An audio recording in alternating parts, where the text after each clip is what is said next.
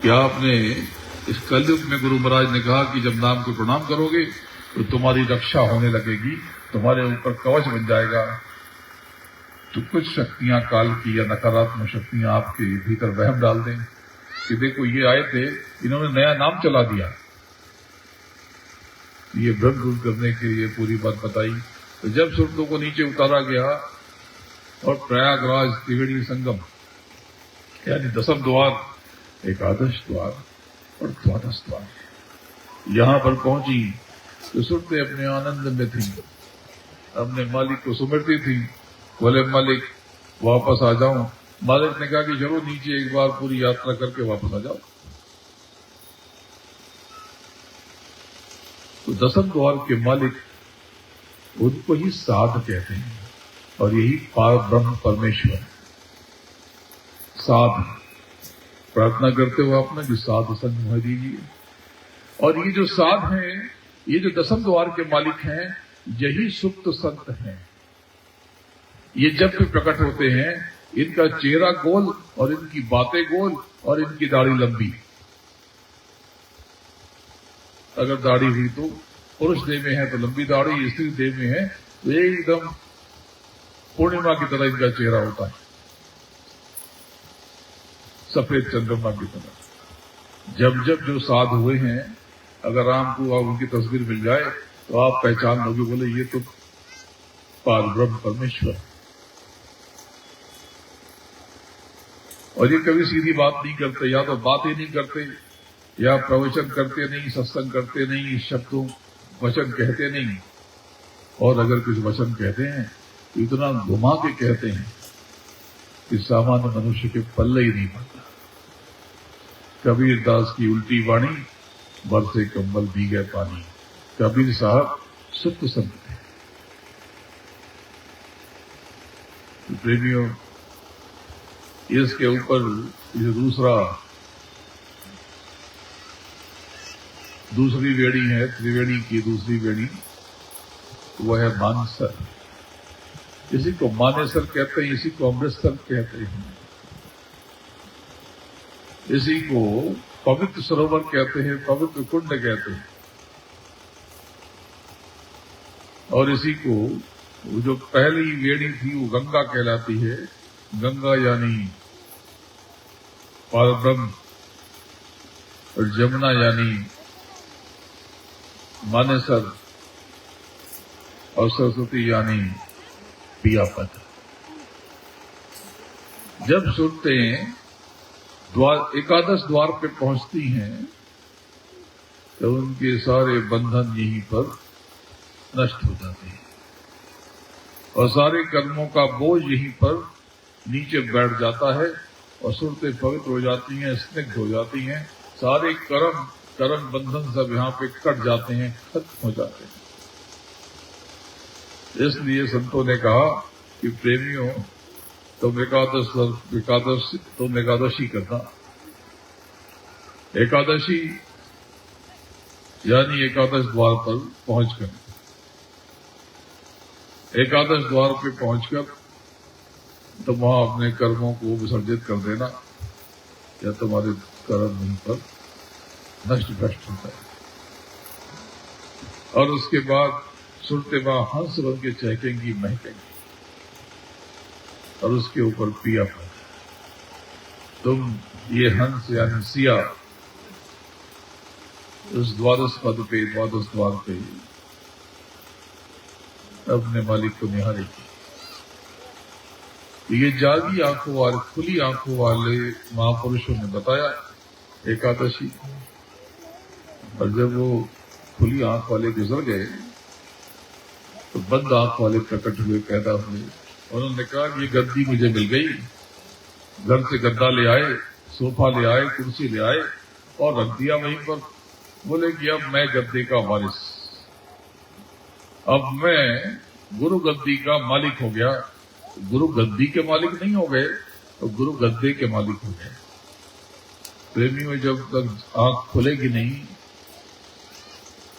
आत्मबोध होगा नहीं, वहां जाओगे नहीं, आओगे नहीं, तो बताओगे क्या?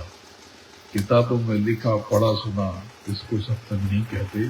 सत्संग वो जो आपको सत्य का संग करा दे, जहां सत्य का संग हो, अपने मालिक का संग हो, अंतर में मालिक की दया का एहसास हो, अंतर में मालिक का एहसास हो, मालिक महसूस हो, तो सदगुरु की दया का आभास हो, वो सत्संग है।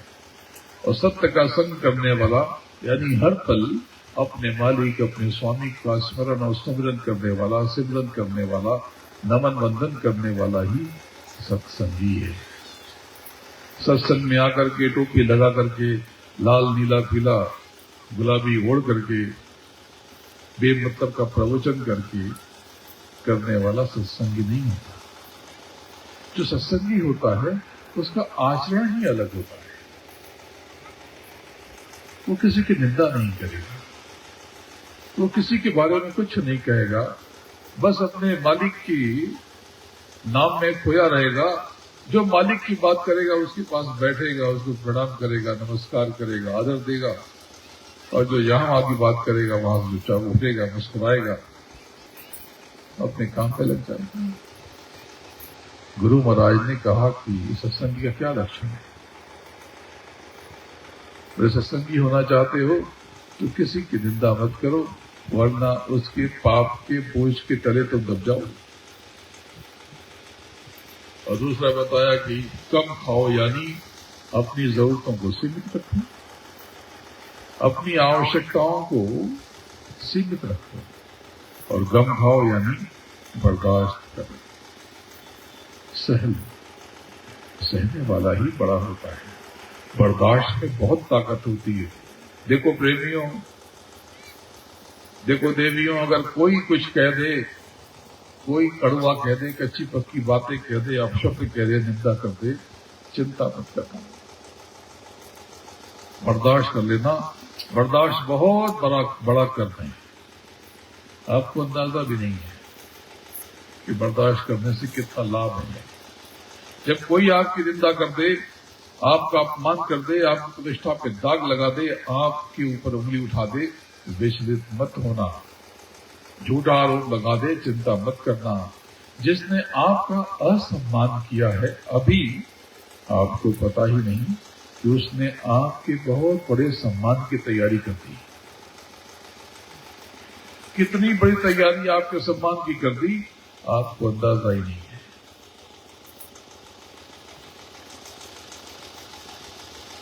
भाई उसने जो किया वो भरेगा। अगर उसने कुछ गलत किया है, गलत कहा है, तो वो जाने, उसका काम जाने।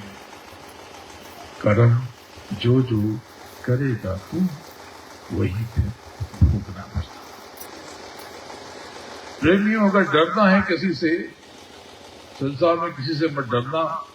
अपने सदगुरु के चरणों में शीश नवाना और जय जय गुरुदेव करना, और ठाड़ से निडर होकर के दहाड़ कर आगे चलना। लेकिन अगर डरना तो केवल अपने उल्टे कर्मों से डरना। इसके अलावा तुम्हें कभी भी विचलित होने की जरूरत नहीं है, कभी भी भयभीत और डरने की जरूरत नहीं है। जब भी डरना तुम अपने उल्टे कर्मों से डरना, क्योंकि ये कर्म तुम पर लौट कर आने वाले हैं। यही कर्मों का विधान है। तो जब ऊपर से प्रयागराज से सूरत नीचे उतारी गई, जब नीचे की तरफ बढ़ी, तो एक सफेद, एक विलक्षण चादर उनके ऊपर फेंक दी गई। वो चादर थी शब्द की, स्पर्श की, रूप की, रस की, गंध की। यानी ये कारण जगत में ये एक देह पहना दी गई, लेकिन कोई नियम तो था नहीं, तो सुरतों को कुछ पता नहीं चला। सुरतों को पता नहीं चला।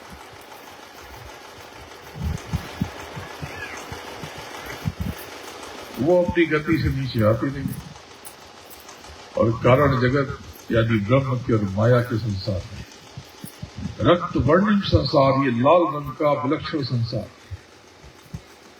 यहां से जब आगे बढ़ी, सूक्ष्म जगत की तरफ बढ़ी, तो उस शब्द, स्पर्श, रूप, रसगंध की चादर पे कुछ और सितारे चिपका दिए गए, वो मन बुद्धि चित्त और अहंकार के। अब ये शरीर यहाँ पर सूक्ष्म संसार में 9 तत्वों का हो गया, और जब आगे बढ़ी नीचे की तरफ थोड़ा और आगे बढ़ी तो मन बुद्धि चित्त और अहंकार तो रहा, लेकिन चादर थोड़ी बदल गई और रजस सत्य और तमस यानी रजोगुण सतोगुण तमोगुण इसके बूटे आ गए और चादर में 10 इंद्रियां जुड़ गई। शब्द स्पर्श रूप रसगंध हट गया और 5 ज्ञानेंद्रियां और 5 गर्भेंद्रियां यानी 17 तत्वों की ये चादर आपके ऊपर आ गई। और जब और नीचे बढ़े, सूक्ष्म जगत से नीचे आगे बढ़े, तब यहाँ पर जल पृथ्वी अग्नि वायु आकाश और 5 तत्वों की 25 प्रकृतियां और ऊपर एक फूल सत्य रजस और तमस का और अंतःकरण का मन बुद्धि चित्त और अहंकार। मन बुद्धि चित्त और अहंकार और सतोगुण रजोगुण तमोगुण ये देह का हिस्सा नहीं है, लेकिन ये काबू में रखनी है, पूरा नियंत्रण उनका। क्योंकि यहाँ पर जो मन है आपका इस देह में इंद्रियों के घाट पर बैठ गया। अब इंद्रियों के घाट पर बैठ करके मन मनमानी करने लगा और बस अब आपका बड्डा धार हो गया। अब ये शब्द की डोर छूट गई और आप इसके पीछे खेल ऐसा हुआ कि वो जो सबसे निचले संसार के यानी स्थूल जगत सुख संसार और स्थूल जगत लिंग संसार और सुख संसार के जो स्वामी हैं, जो सबसे छोटे धनी हैं, जिनको निरंजन ब्रह्म कहते हो, जिनको अलख निरंजन कहते हो, जिनको तीर्थंकर कहते हो, जिनको समय पुरुष कहते हो, जिनको काल पुरुष कहते हो, जिनको ईश्वर कहते हो, जिनको असल्लाह अलैहि वसल्लम कहते हैं, जिनको खुदा कहते हैं, जिनको वो गॉड कहते हैं और जिनको वो तीर्थंकर कहते हैं, इनके मुख से एक बहुत बड़ा विस्फोट हुआ। इन्होंने स्वयं को संकुचित किया और छोड़ दिया। एक बहुत बड़ा धमाका हुआ और उस धमाके से जिसको विज्ञान कहता है कि बहुत बड़ा ब्लास्ट हुआ, तो उस धमाके से होम बीच प्रकट हुआ। होम, और उस होम से सती और शक्ति प्रकट हुई। सती यानी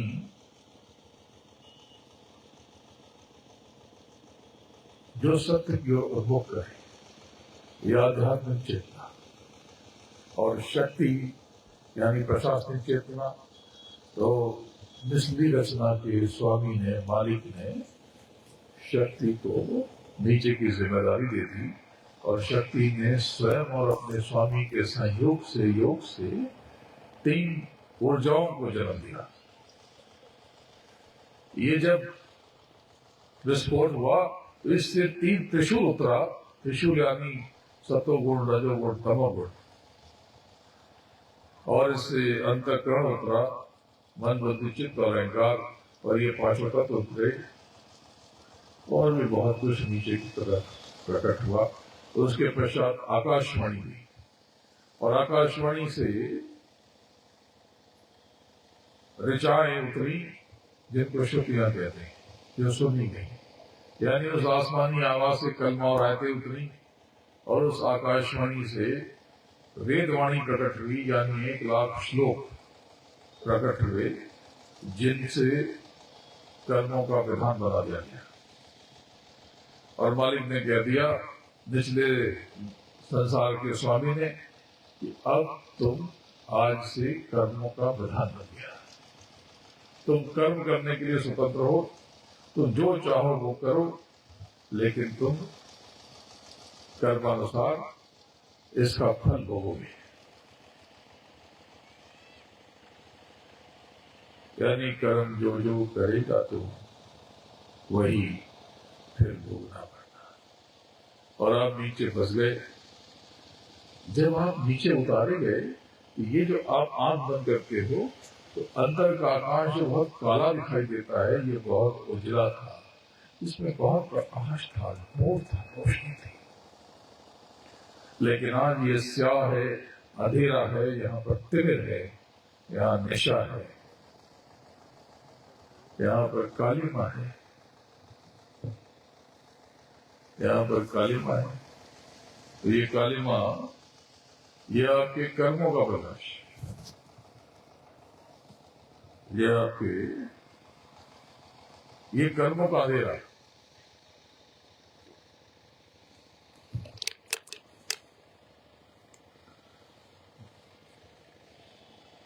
ये आपके कर्मों का अंधेरा। प्रेमियों, आप में और धंधों में क्या फर्क है जानते हो? ये शब्द की डोर छूट गई तो मालिक स्वयं नीचे उतर आया और वो लग गया प्रयोजन में आपको शब्द की डोर पकड़ाने के लिए, और आप शब्द की डोर पकड़ के अपने घर लौट सकते हो। ये जो 16 पुत्र है ना, ये कभी लौट नहीं सकते। भले ही महाप्रलय हो जाए, महाप्रलय में सब सिमट जाता है, लेकिन तब भी ये 16 पुत्र 16 धनी अपने घर नहीं जा पाते। तो प्रेमियों, बताने के लिए तो बहुत कुछ है, इतना कुछ है। अभी तो मैंने आपको केवल एक पत्ता भी नहीं बताया, और वो सत्संग का जंगल पूरे पत्तों से भरा पड़ा है। नीचे भी पत्ते और पेड़ों की शाखा पे पत्ते। तो प्रेमियों देखो, आज आप बहुत दुखी हो क्योंकि इस कर्मों के विधान में बांध दिए गए। क्योंकि नीचे बैराट के साथ, नीचे शक्ति के मुख से हम बीज प्रकट हुआ, और हम बीज से बैराट के साथ 9 करोड़ दुर्गा और 10 करोड़ शंभू भी उत्पन्न हो गए, और 33 करोड़ पदों का सृजन हो गया। 33 करोड़। ये जो 33 करोड़ है ना, इतने भी सुनते बनेंगे जो आप में है, इतने भी सुनते बनेंगे जो आप में। आपके भीतर जो सुनते हैं इनमें भी कहीं है। उस मालिक की, उस दयालु की जो वेदना और संवेदना जही, जो वो आपके बीच, जब से उसने आपको नीचे उतारा है, उसने मानव तन ओढ़ करके वो आपके साथ ही रहता है। आपको पता नहीं है। जब आप शब्द की डोर को पकड़ के जब ऊपर जाओगे, अपने घर पहुंचोगे, तो देख के चित रह जाओगे, रो पड़ोगे फूट फूट कर कि मेरा मालिक, मेरा दयाल, मेरा कृपाल, मेरा रहमान मेरे पास ही था, मेरे आसपास ही था, मेरे अंग संग भी था, और हम उसे पहचान नहीं पाए, संदेह करते रहे। वो दयालु केवल देता रहा, वो दाता केवल देता रहा, और हम उस पर हम लेते भी रहे और उंगली भी उठाते रहे। तब आप रो पड़ोगे। प्रेमियों, बात को समझ लो, अगर ये मानव तन ये नष्ट हो गया, खत्म हो गया, तो आप बहुत बड़ी क्षति कर बैठोगे। आप जीती हुई बाजी हारने वाले। आप छूटने वाली चीजों के लिए हाय हाय करते हो, अरे ये तो मैं ऐसे ही दे देता हूं आपको। आपको धनी बनना है, मानी बनना है, क्या बनना है बताओ मुझे। आपको राष्ट्रपति प्रधानमंत्री बनना है, आपको चुनाव जीतना है, मुकदमा जीतना है, अरे मैं बैठा हूं, आओ मेरे पास, मैं बताता हूं। लेकिन ये छूटने वाली चीजें हैं, मांगोगे तो दे दूंगा। अगर तुम मुझे वचन दे दो, ऐसे तो दूंगा ही, लेकिन तुम मुझे वचन दे दो कि मैं इसे अपने साथ ले जाऊंगा, इस बार मैं पूरी संसार की संपदा तुमको दे दूंगा, लेकिन तुम मुझे वचन तो दो। अरे जब जाओगे तो खाली हाथ तुम्हारी कफन में एक भी खरीदा, एक भी जेब, एक भी पॉकेट नहीं होगी। किस लिए परेशान होना? कोई संसार की जरूरतें हैं जीवन की, यानी जीविका की बात कर रहे हो। जीविका के चक्कर में आपने जीवन को बना दिया। क्या किया? जीविका के चक्कर में आपने उस अनमोल जीवन को भुला दिया जो बड़ी इबादत के बाद मिला था, बड़ी प्रार्थना के बाद मिला था, बड़ी मुश्किलों से मिला था। अरे इसके बाद क्या होगा जानते हो? इसके बाद आप 84 में गिर जाओगे तो कीड़े बनोगे, मकोड़े बनोगे, स्थावर बनोगे, उत्तमज बनोगे, अंतज बनोगे, पिंडज बनोगे। ये सब तो जो आप भोग रहे हो, ये आप अपने कर्मों को भोग रहे हो। पर इसके लिए भी ये काफिला बहुत बड़ी तैयारी कराया है।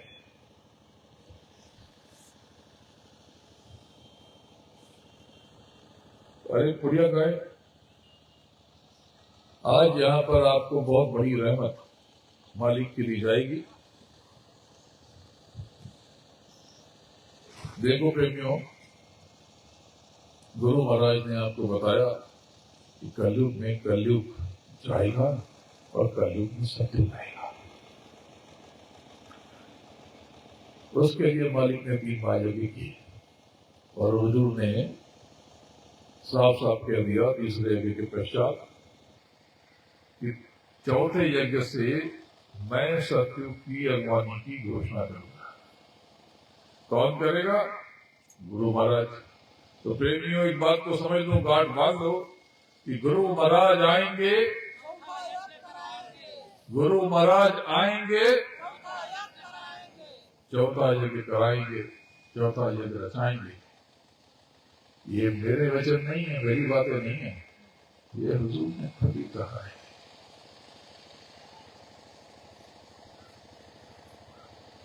स्वयं कहा। तो प्रेमियों, बात को समझ लो कि मालिक के वचन कभी भी गलत नहीं होते। चौथे यज्ञ की तैयारी के लिए गुरु महाराज ने मुझे आदेश निर्देश दिया कि तुम प्रेमियों के ऊपर उनके कल्याण के लिए, उनकी दया के लिए और उनको तैयार करने के लिए, सतयुग के लिए इनको भोजन देते रहना। क्यों भोजन देते रहना? क्योंकि इनमें भी सूरतें उसी मालिक की हैं। जो सूरतें आप में हैं, जो आत्माएं आप में हैं, इन देवी देवताओं में, यक्ष में, रक्ष में, सिद्ध में, चारण में, किन्नर में, भुजंग में, योगिनी में, यक्ष में, यक्षिणी में, वैरव में, भैरव में, सब में जो सूरतें हैं वो मालिक की ही हैं। तब से प्रतिवर्ष हम लोग साकेत महायज्ञ का आयोजन करते हैं। ऐसा दिव्य यज्ञ कि आप में से कुछ लोग सम्मिलित हुए थे और वो भावुक हो जाएंगे जब भी आप पूछोगे तो उन्होंने यही बताएंगे कि ऐसा यज्ञ, ऐसी अनुभूति हमने कभी महसूस नहीं की। सारी शक्तियां वहां पर भूमि पर उतरती हैं, जमीन पर उतरती हैं, बड़ी बड़ी शक्तियां। आज तारीख है 18 फरवरी, ऐसे ही फरवरी का महीना था और साल था 1989 और तारीख थी 15 फरवरी से 25 फरवरी। इसमें आज की 18 फरवरी भी थी और जगह था काशी का उस पार। गुरु महाराज ने वहां पर नई काशी बसा दी थी। तब कहा जाता था कि काशी के उस पार प्रेतों का वास है, प्रेतों का वास है। और आज क्या हो गया? देखो में आज बाप जंगल मंगल, क्योंकि इस अनामी ने वहां पर धूनी रमाई और वहां पर भगवान शंकर ने अपनी डुगडुगी बजाई और ऐसी ऐसी घटनाएं उस दरमियान हुई कि क्या बताऊं।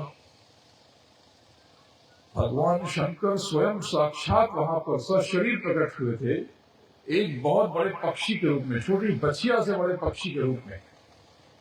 और वो पक्षी कभी तोता लगता था, कभी मैना लगता था, कभी उल्लू लगता था, कभी सुनहरा लगता था, कभी सफेद लगता था, कभी पीला लगता था, कभी नीला लगता था, कभी वो नीलकंठ लगता था, कभी वो बिना चोंच के लगता था, कभी उसकी लंबी चोंच महसूस होती थी। ऐसा मायावी पक्षी तब गुरु महाराज ने परिचय कराया कि ये काशी विश्वनाथ है। इन प्रेमियों में के पास, बहुतों के पास शायद वो तस्वीर होगी जिसमें उस छपरे के ऊपर पक्षीराज बैठे हुए हैं आनंद से, और पूरे 10 दिन तक, जब तक ये कि चलता रहा, 11 दिनों तक वो पक्षीराज वहीं पर रहे, वो पक्षीराज वहीं पर रहे। और उसके बाद वहां से उड़ गए। तो काशी यज्ञ के पश्चात अब जब भी साकेत महायज्ञ होता है, काशी विश्वनाथ 33 करोड़ देवी देवताओं के साथ, ब्रह्मा विष्णु महेश के साथ और अपनी माँ जगदम्बा के साथ वहां पर भोजन करने जरूर आते हैं। तो बहुत से लोगों को लगता है कि यार ये तो देवी देवताओं की उपासना पूजा हो रही, व्यर्थ की बातें करते हो। पूजा का मतलब समझते हो? पूजा का मतलब होता है चेतन से चेतन का सुमरन, यानी आत्मा से उस परम चेतना का सुमरन और स्मरण ही पूजन है। बाकी सब कर्मकांड है। जड़ से चेतन का पूजन नहीं हो सकता। जड़ से कुछ भी क्रिया प्रक्रिया होगी वो जड़ प्राप्ति के लिए ही होगी। जड़ से जड़ ही मिलेगा, जड़ से चेतन नहीं मिलता। तो अब ये क्या है? ये कर्म है। हाँ, बिल्कुल कर्म है। तो कर्म की क्या जरूरत? कोई जरूरत नहीं है। अगर आप अपना ये कर्म कांड बंद कर दो, सुबह उठते उठते आप चीख पुकार मचाते हो, चिल्लाते हो, पत्नी को डांटते हो, पति के ऊपर रूठ जाती हो, बच्चों से चिल्पिल करती हो, छल करते हो, कपट करते हो, झूठ बोलते हो, सच बोलते हो, टेढ़ा बोलते हो, मेढ़ा बोलते हो, आप ये कर्मकांड बंद कर दो। ये कर्मकांड की कोई आवश्यकता नहीं है। तो वहां पर कर्म हो रहा, जैसे कि अभी सत्संग के बाद कर्मकांड होगा, यानी भोजन प्रसाद खिलाया जाएगा। ये भोजन प्रसाद क्या है? कर्म है। सुबह देवियां उठती हैं, आप उठते हो, पक्षियों को दाना डालते हो, ये क्या है? कर्म है। पशुओं को, मवेशियों को, गायों को, बैलों को, भैंसों को, इनको सानी पानी करते हो, ये क्या है? ये कर्म है। फिर उसके बाद आप परिवार के सदस्यों को नाश्ता भोजन होता है, ये क्या है? कर्म है। और इसके बाद जब भी सत्संग का आयोजन होता है उसमें भी आप भोजन प्रसाद में सहयोग करते हो, ये क्या है? ये कर्म है। हाँ, अगर उनको देवी देवताओं को भोजन देते देते आपकी चेतना उस चेतना में जुड़ गई और आप लौट करके दिन रात उन्हीं का सुमिरन करने लगो, तो अब ये पूजन हो जाएगा। वो तो बैठे बैठे भी हो जाएगा। यहाँ किसी को भी आप रक्ष को, यक्ष को, सिद्ध को, चारण को, किसी को भी बुलाओ, ब्रह्मा को, विष्णु को, महेश को, सब यहाँ आ जाएंगे। एक सुबह रख दो, धूप रख दो और बुलाओ। ओम ब्रह्मणे नमः ब्रह्म आ जाएंगे, ओम विष्णुवे नमः विष्णुवे नमः आ जाएंगे।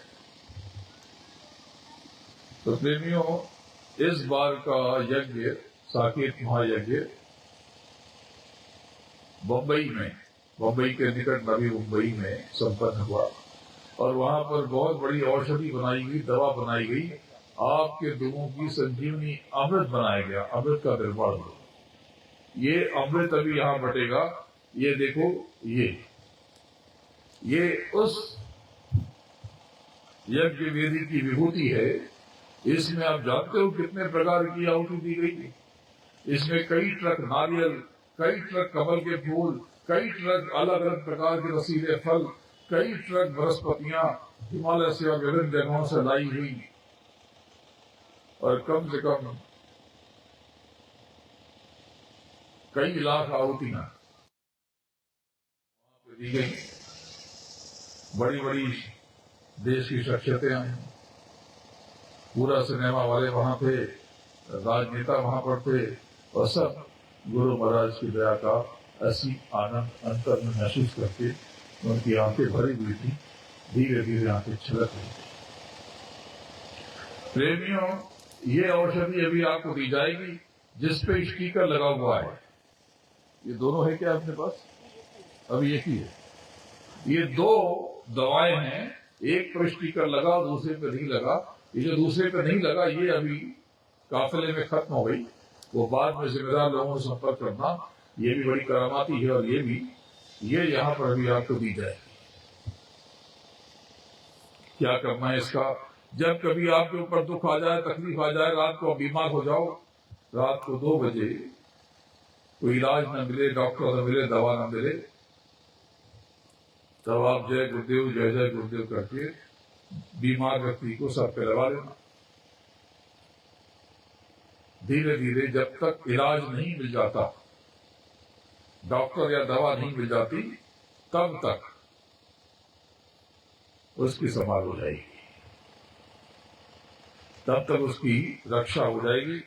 लेकिन अगर ये विभूति लगाने के बाद भी आराम नहीं मिला तो थोड़ा इंतजार करना, कुछ मिनट, और उसके बाद लगे कि नहीं स्थिति बिगड़ रही है, तुरंत इसको स्पर्श करना और इसकी जीभ में स्पर्श कर देना, यानी चबा देना, जरा सा एकदम केवल स्पर्श करके ऐसे, और उसके बाद जीभ, उसके बाद गर्म पानी पिला देना, जिससे ये औषधि उसकी रक्त वाहिनियों में दौड़ने लगे। जैसे कि कोई स्वर्ण भस्म या कोई बहुत कीमती दवा उसकी रक्त वाहिनी में दौड़ पड़ी, तुरंत उसको आराम हो जाए। लेकिन लगाने के बाद जय गुरुदेव जय जय गुरुदेव जरूर कहना, आप देखोगे चमत्कार हो जाएगा। इसके अलावा जब कभी कोई समस्या आ जाए, कोई कानूनी अड़चन बहुत भारी, कोई विपत्ति आ जाए, जीवन अस्त व्यस्त होने के कगार पे हो, कोई सामाजिक, कोई आर्थिक, मानसिक, शारीरिक किसी भी तरह की व्याधि, परेशानी, कष्ट आ जाए, तो प्रेमियों ने इसको संभाल के रखना। ये आज मिल रहा, एक समय ऐसा आएगा जब यज्ञ नहीं होगा, तब इसकी कीमत सोने से ज्यादा हो जाएगी। लोग कहेंगे ये सोना हमसे दे दो और हमको 1 करोड़ विभूति दे दो, तब भी ये विभूति नहीं मिलेगी। ये संभाल के रखना। और दूसरी विभूति ये बाद में आप तक पहुंचाई जाएगी, इस पर कुछ नहीं बना। इसके भी बड़े चमत्कार, जिसके घर में अशांति रहती हो, कमाई और बरकत कम हो गई, जिसके घर में प्रेत बाधा हो, जिसके और दूसरी समस्या हो, घर में कलेश होते हो, आधा किलो चीनी में इस पुड़िया को मिला देना अच्छे से, और रोज सुबह घर की सफाई के बाद 1-1 दाना हर कोने में डाल देना, और रात को 8 बजे सुगंध कर देना। लेकिन बरकत कम हो गई, कलेश फिर भी बहुत कम नहीं हुआ, तो कपूर के ऊपर 3 या 5 लौंग रख के घर में जला देना। कपूर क्या है? ये जो आपके विचारों से कीचड़ निकलता है, उसकी सफाई कर देता है।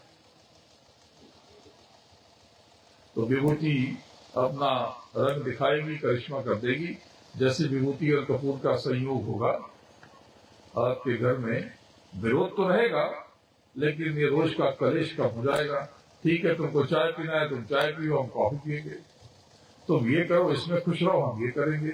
यानी रोज की कलह में कमी हो जाएगी।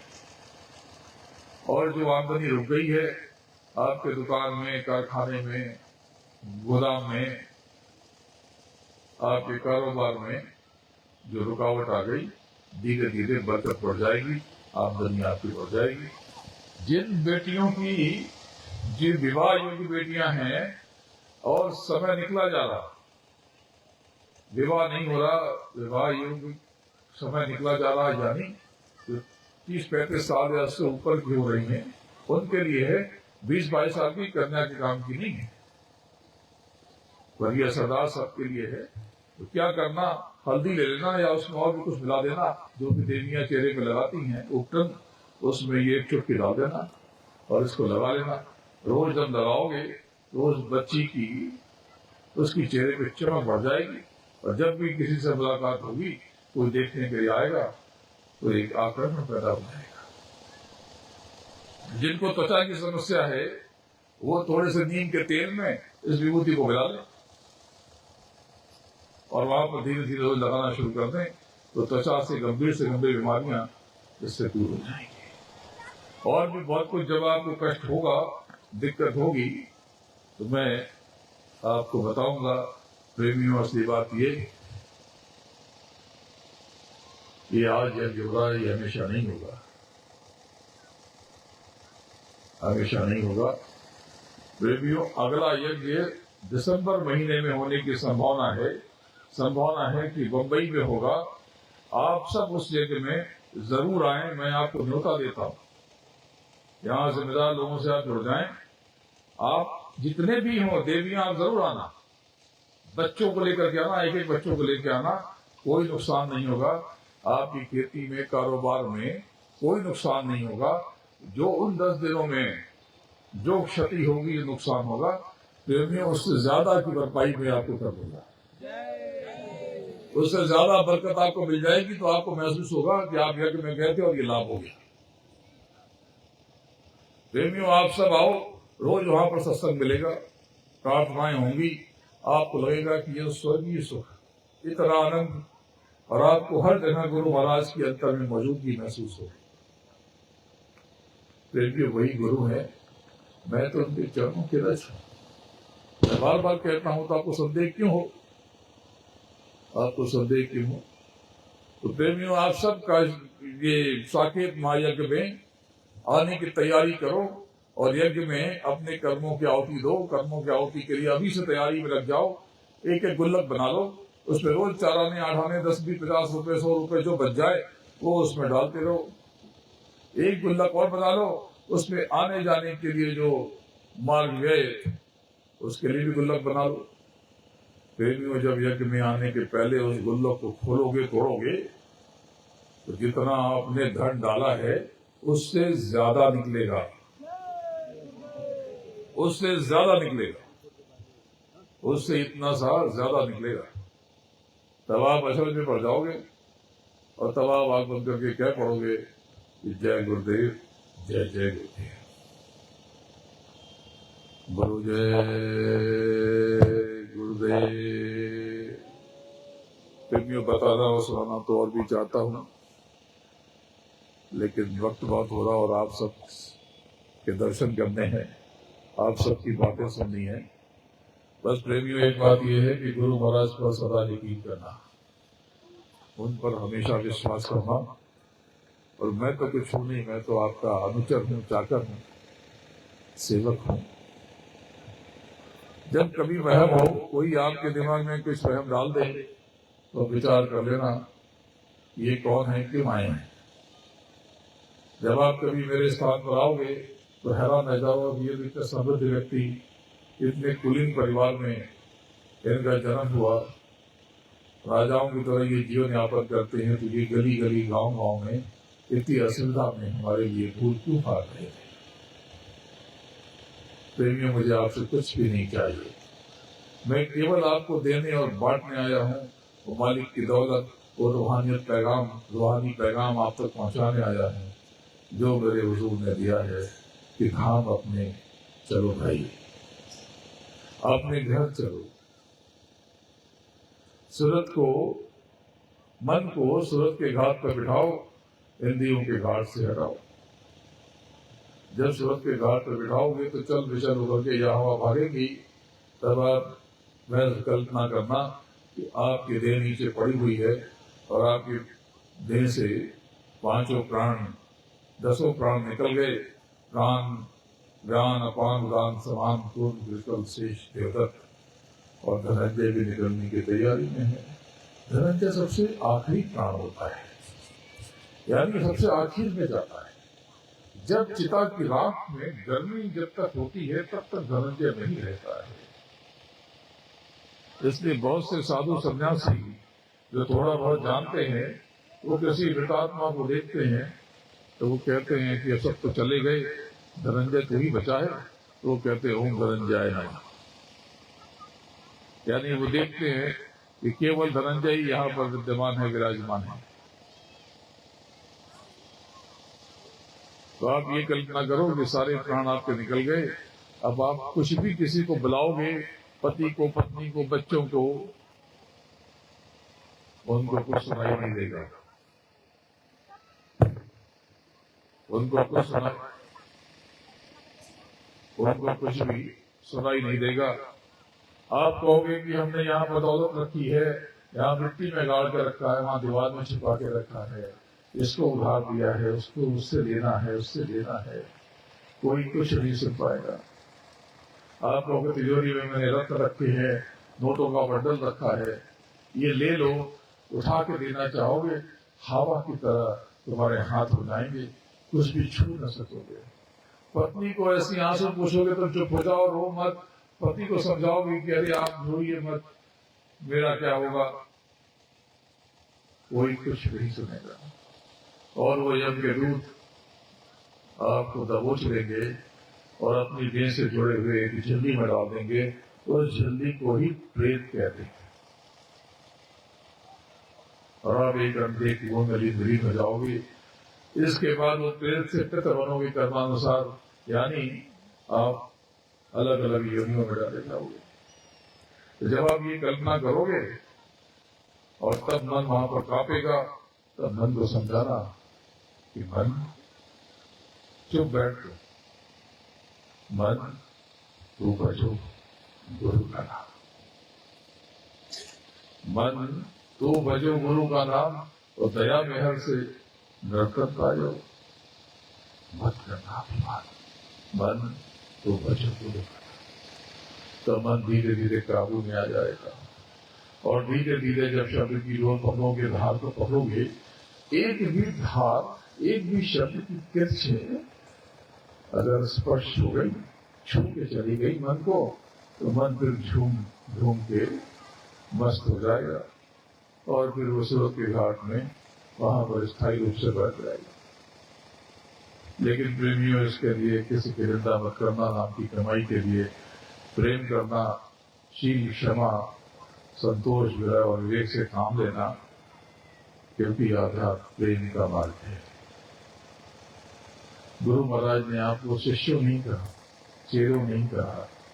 गुरु महाराज पहले नरनारियों कहते थे और बाद बच्चे और बच्चियों कहते थे, और बाद में उन्होंने कहना शुरू किया प्रेमियों, क्योंकि यहाँ पर केवल प्रेम ही एक ऐसी कुंजी है जो आपको मालिक से जोड़ सकती है। आपसे मालिक को जुड़ने और जोड़ने की क्रिया को ही रास कहते हैं। जो रास लीला आप सुनते हो, वो रास कहाँ होता है? वो रास पहला द्वार नेत्र, दूसरा द्वार आज्ञा चक्र और तीसरा द्वार तीजा तिल। ये जो तीजा तिल है, इसी को मधुबन कहते हैं, इसी को कुंज गली कहते हैं, इसी को नाथ द्वारा कहते हैं, इसी को गुरुद्वारा कहते हैं, इसी को चरण कमल कहते हैं। जो आप प्रार्थना करते हो कि भरोसे चरण कमल का दे, तब आप उस चरण कमल में भरोसा करते हो। यही दूज का चांद है जो चमकता है। वो जो आकार देखो, उस सदगुरु के अंगूठे के नख का पतला सा हिस्सा है।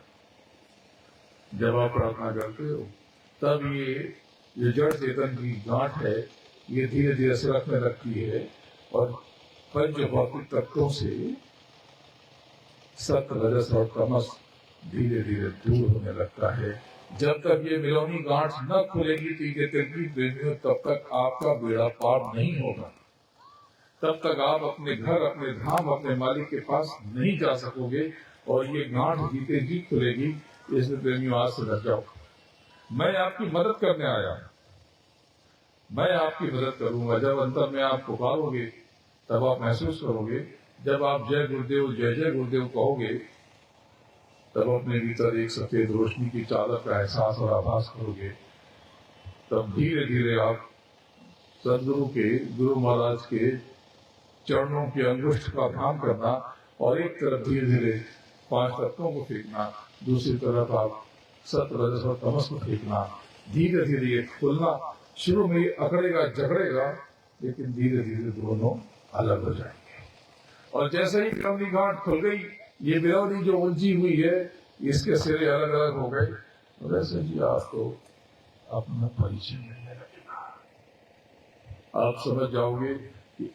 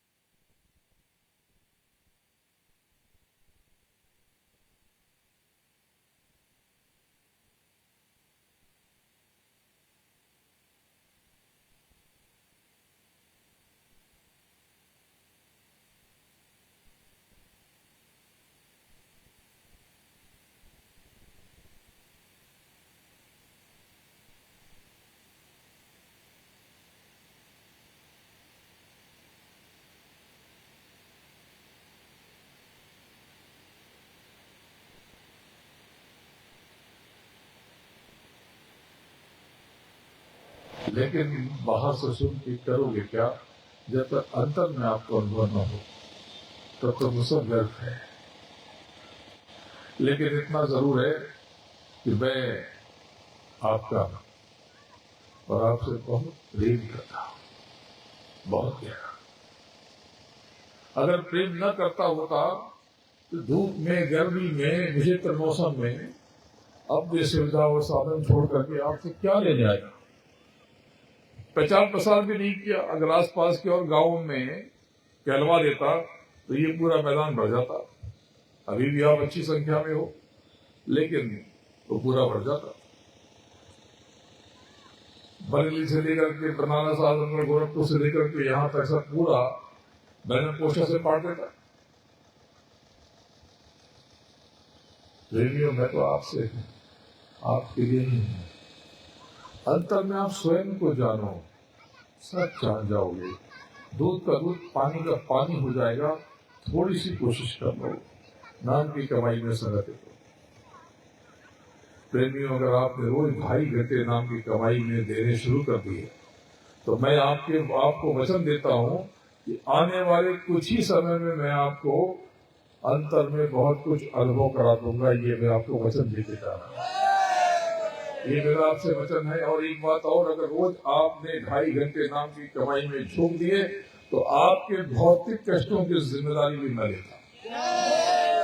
इसका मतलब ये नहीं कि भौतिक कष्ट नहीं आएंगे, आएंगे, पर आपको छू कर निकल जाएंगे। तो प्रेमियों, मैं आपसे बहुत प्रेम करता हूं, बहुत संकोची है।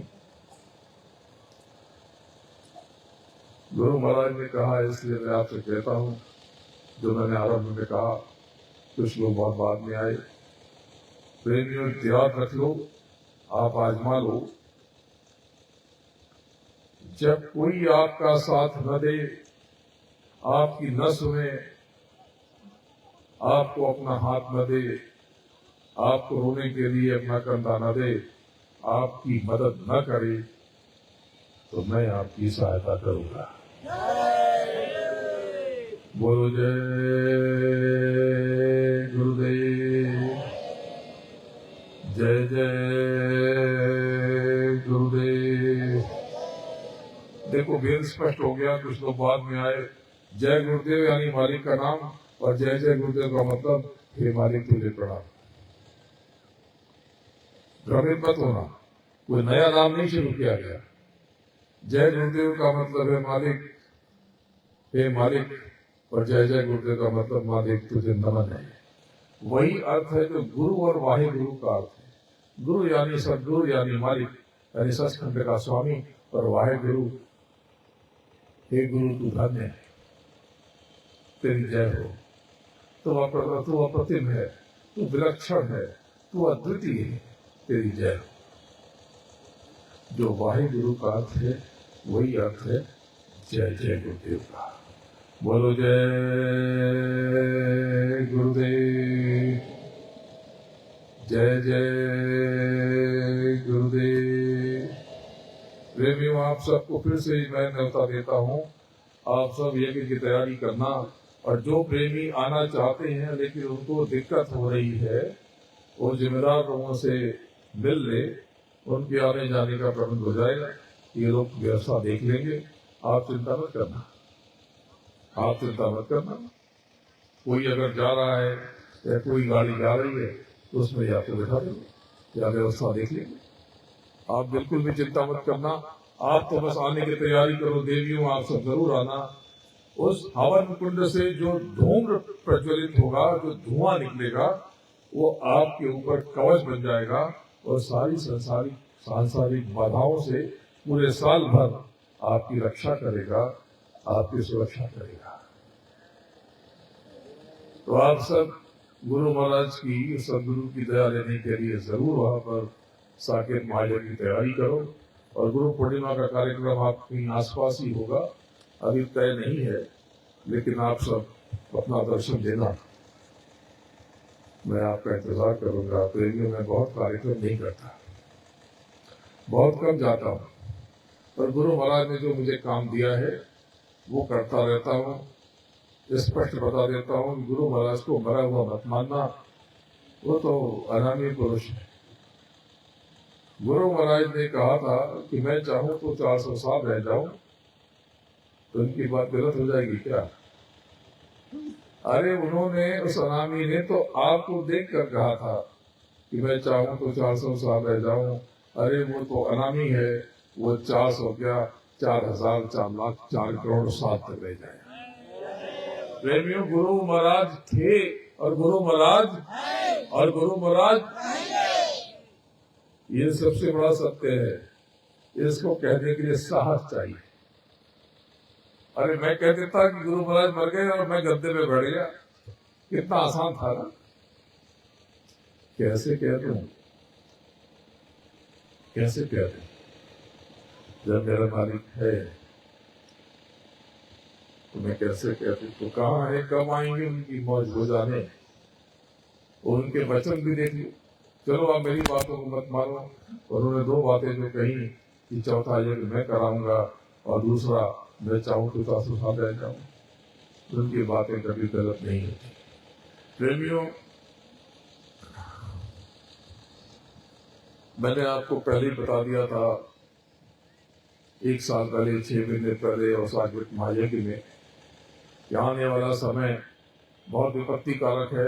मैंने स्पष्ट रूप से कहा था कि वायु दुर्घटना होगी, सड़क पे दुर्घटना होगी, ताईमाम बचेगा, शेयर बाजार चरमरा जाएगा और बाजार से पैसा गायब हो जाएगा।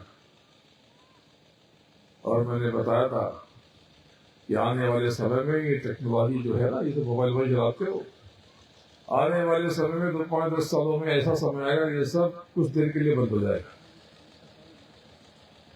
कुछ देर के लिए बंद हो जाएगा।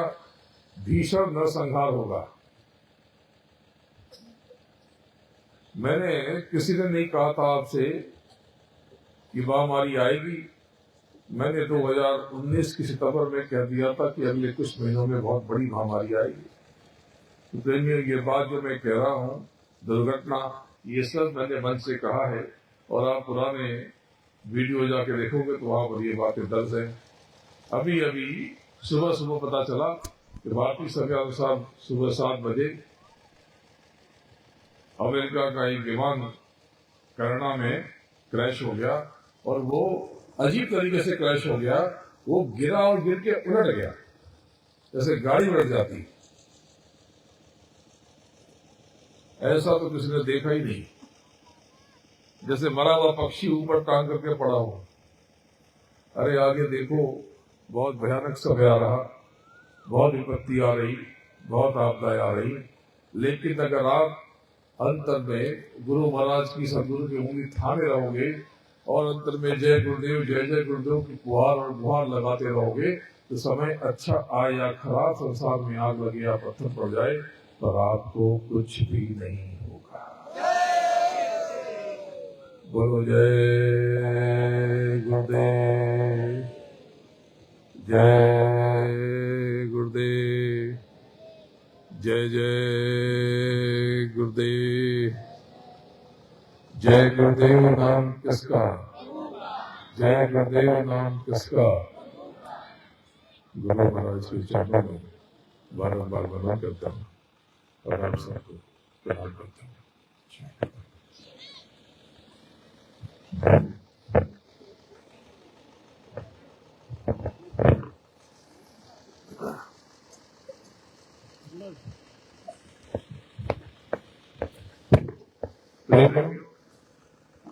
आप यहाँ पर आए हो तो यहाँ से खाली नहीं जाओगे। मालिक की बहुत बड़ी दया लेकर जाओगे। मालिक को पता है कि आप बहुत कष्ट में हो, पीड़ा में हो, तो उसकी दवा ले लो। दोनों हाथ ऐसे फैला दो और हाथ बंद करके अंतर में यहाँ से मालिक के चरणों में, सदगुरु के चरणों में गुहार लगाओ, प्रार्थना करो। ये मत कहना कि मैं बहुत परेशान हूँ, ये कहना मालिक तुम्हारी दया, आपकी दया हो रही है, मेरी ये परेशानी मिट रही है। आपकी और दया हो जाए तो मेरी ये परेशानी जल के खत्म हो जाए, भस्म हो जाए। मालिक, एक तेरी दया का दान मिले। मालिक, तेरी दया हो जाएगी और मेरे कष्ट दूर हो जाएंगे। ये कष्ट फला फला है, ये किसी को कहना मत। अंतर में गुहार लगाओ और मालिक की दया का स्पष्ट अनुभव कर लो।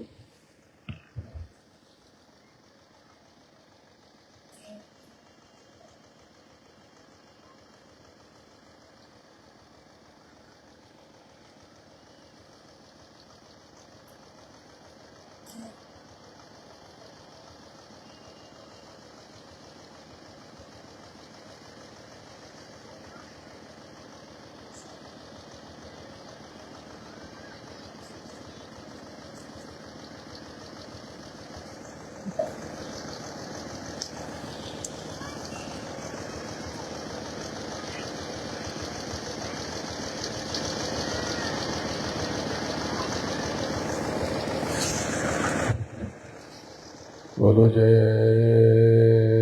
गुरुदेव, जय जय गुरुदेव।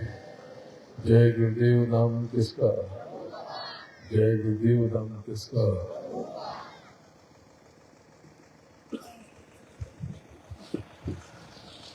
जय गुरुदेव। सभी प्रेमी बैठे रहेंगे और मालिक के चरणों में हम सब मिलकर एक प्रार्थना करेंगे। पहले हम बोलेंगे, बाद में सब साथ में दोहराएंगे। सत सत कोटि प्रणाम, सद्गुरु तुमको प्रणाम।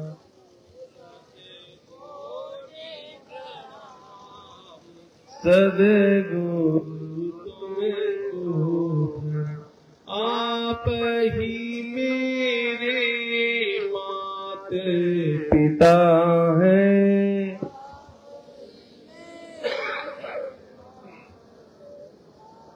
आप ही मेरा परिवार।